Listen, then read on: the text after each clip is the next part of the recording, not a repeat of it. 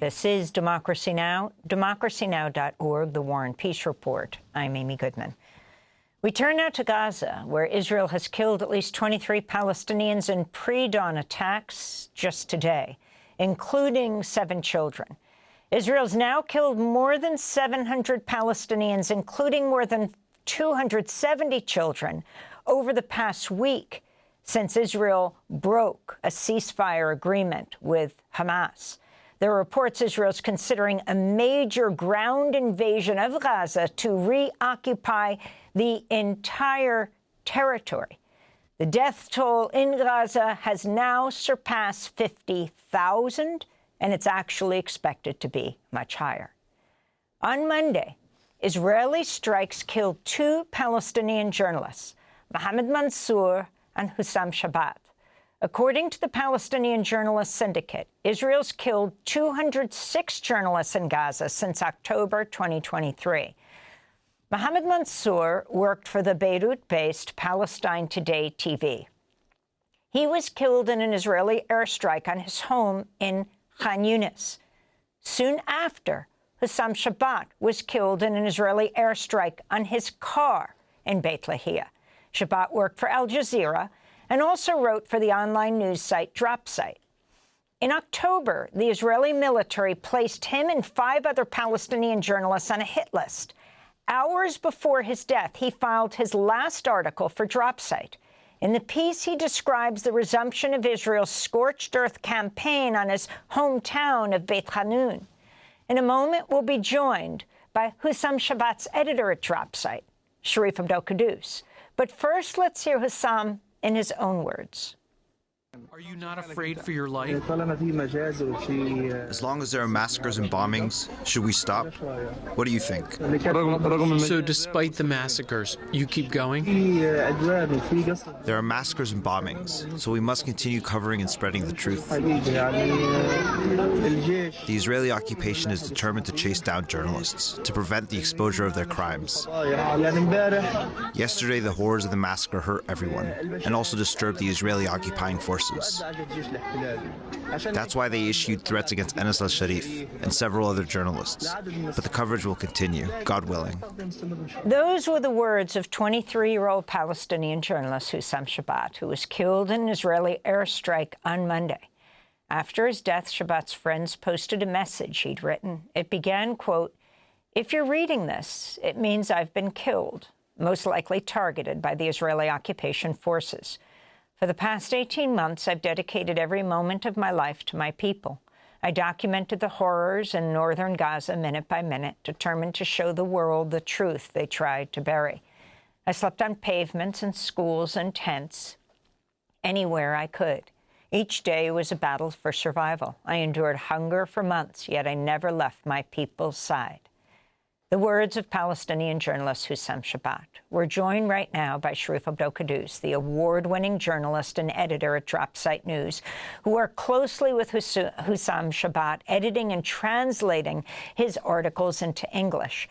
Sharif just won an RTS Television Journalism Award and an Overseas Press Club Award for his Al Jazeera Fault Lines documentary, The Night Won't End. And we're going to talk about that in a moment. But first, to your colleague, Hossam. Tell us about him, Sharif. A tremendous loss. Hossam was an incredible journalist, 23 years old, from Beit Hanoun, who was one of the very few journalists who remained in the north throughout Israel's 17-month genocidal assault. And his ability to cover one of the most brutal military campaigns in recent history was almost beyond comprehension. He was witness to untold suffering and death almost every single day. He was often hungry. He didn't have enough food. He told me he was displaced 20 times. He didn't have anywhere to sleep.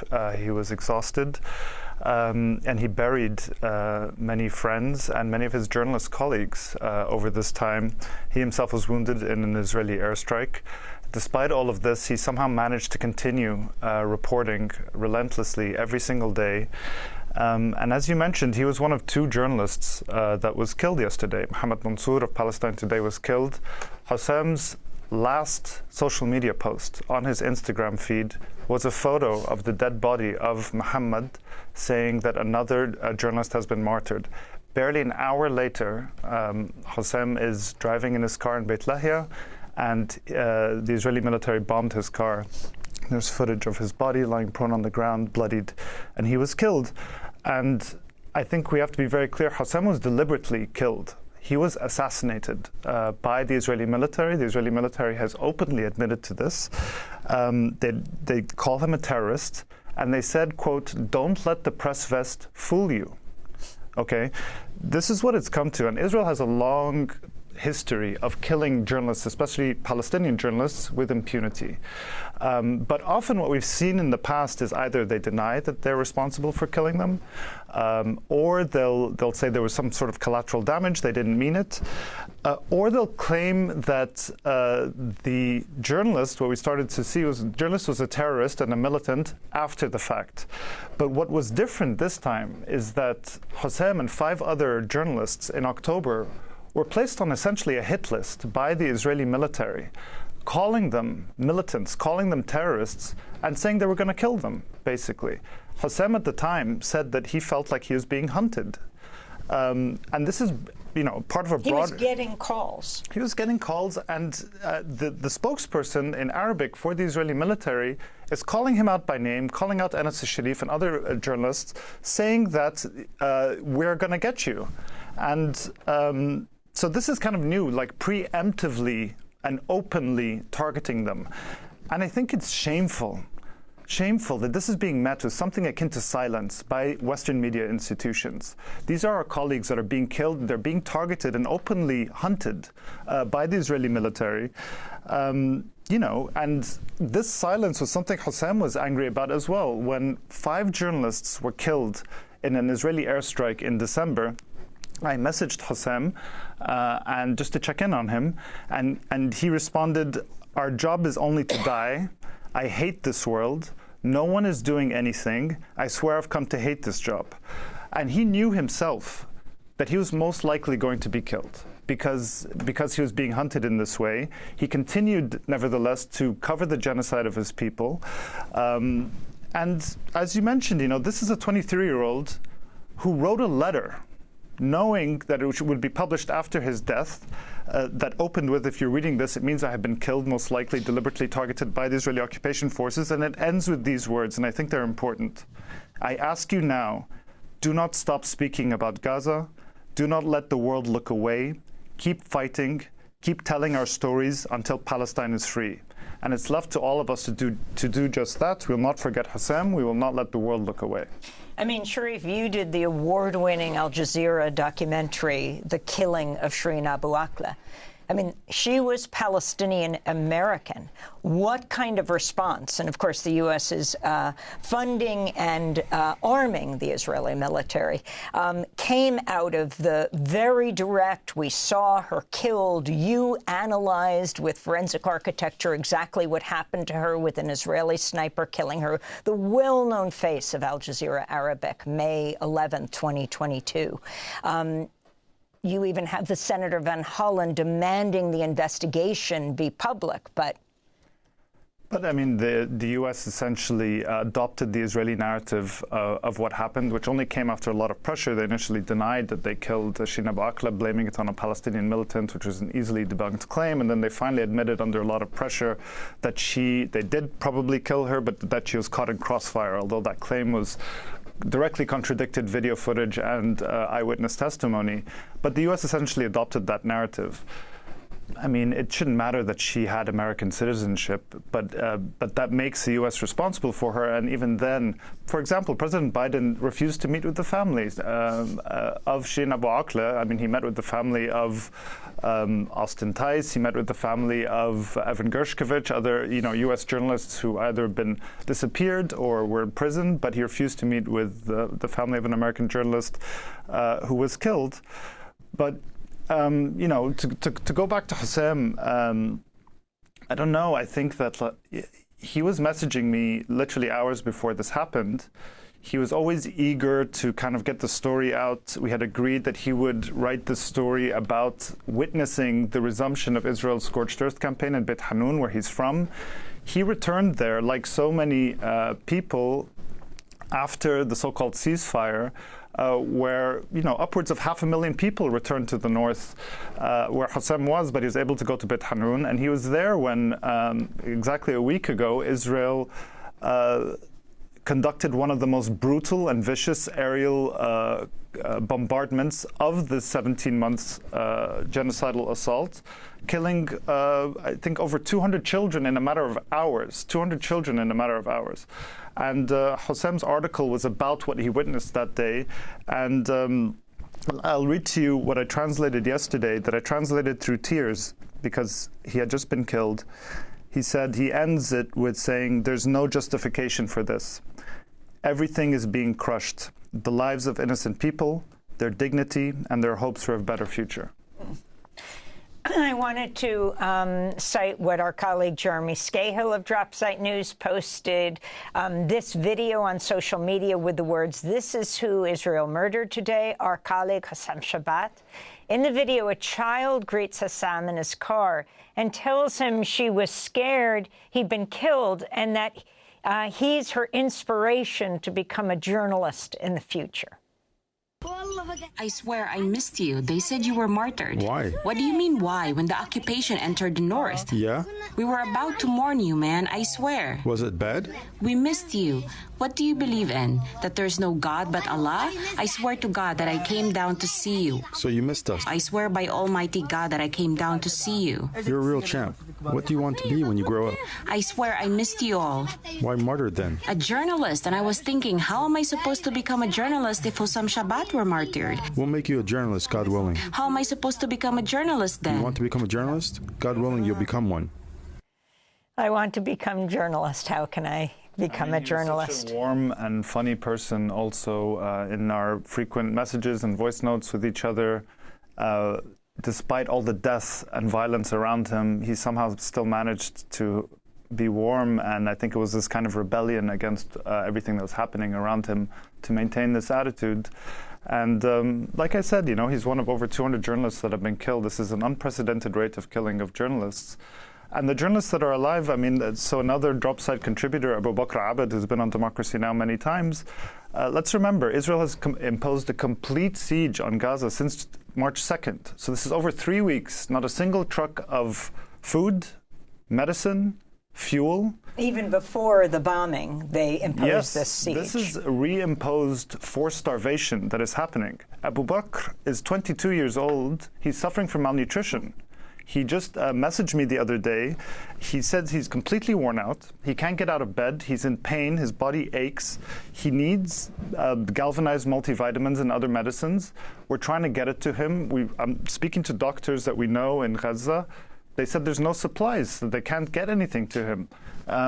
Another journalist who also writes for Dropsite, Rasha Abu Jalal, she almost died last week when the Israeli military bombed. She's in Gaza City, one of the many people who returned to the north. They bombed the house right next to her. The wall collapsed on the room where she usually sleeps with her husband and 5 children. They just happened to be sleeping in the room next door because it was warmer. And, they managed to survive miraculously, although 11 people were killed, their neighbors, including an 8-year-old girl. I want to go to Abu Bakr Abed, speaking on Democracy Now! Just in the last few weeks.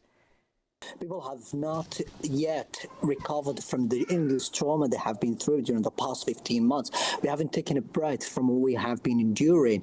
And it just happened all out of a sudden. We were harshly awakened. We couldn't really understand what was happening. I'm talking to you and I'm literally shaking. People have to understand that the people of Gaza cannot really go into any more seconds of this war.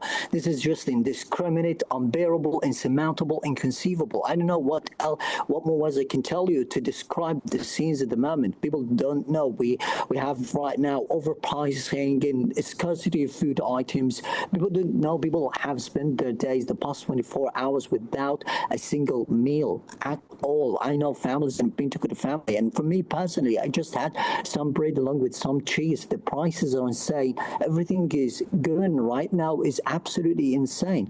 It's just about like you're hearing your neighbors screaming in pain.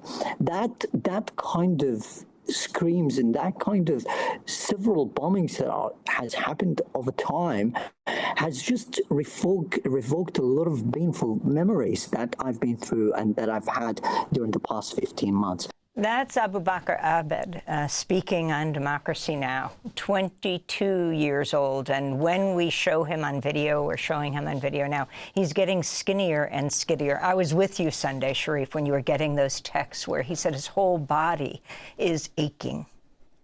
Yeah, I mean, he's suffering the way millions of Palestinians in Gaza are suffering because of the siege. And you know, the Ministry of Health just put out, by the way, a report that's over 1,000 pages with the names and ages and ID numbers of over 50,000 Palestinians that have been confirmed dead. These are just the ones that have passed through public hospitals, 50,000 Palestinians.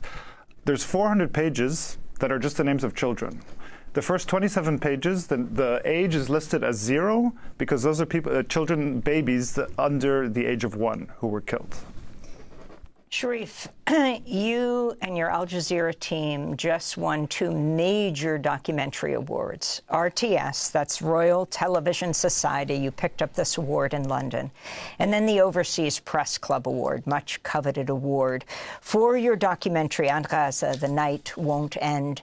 And if you can tell us where your title came from, and also the fact and what you talked about when you came on Democracy Now!, the level which you depended on Palestinian journalists in Gaza to bring us the images of what is happening there. Let's remember, Israel forbids Western journalists from entering Gaza. Yeah, these awards are a testament to the journalists in Gaza who really made this documentary. They're the ones who filmed everything in Gaza. They did the interviews.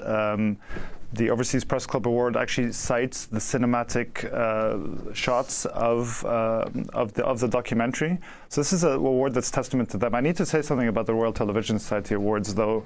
At the award ceremony in London earlier this month, they were supposed to present a special award honoring Palestinian journalists in Gaza that was rescinded at the last minute. I didn't know this at the time because it said they didn't want to add fuel to the fire surrounding a BBC documentary that was titled Gaza, How to Survive a War Zone because the child narrator's father was once a Hamas minister. So instead of calling out the BBC... The BBC revoked that. Yeah, pulled the documentary, and instead of calling out the BBC for doing this under pressure, because a documentary about children surviving a genocide and narrating it, the RTS pulled the award honoring Palestinian journalists because it was, quote, a political football. But this caused outrage, and over 400 journalists and media workers signed a letter opposing this, and actually they will be reinstating that award today in London for Palestinian journalists who deserve, you know, all of our support, and we have to fight for justice for them because they're being killed at an unprecedented rate. I want to thank you so much, Sharif, for all of your work in bringing out the voices and reports of people in Gaza. Sharif Abdel Kouddous, award-winning journalist, editor at Dropsite News, correspondent on the Fault Lines documentary, The Night Won't End, on Al Jazeera English.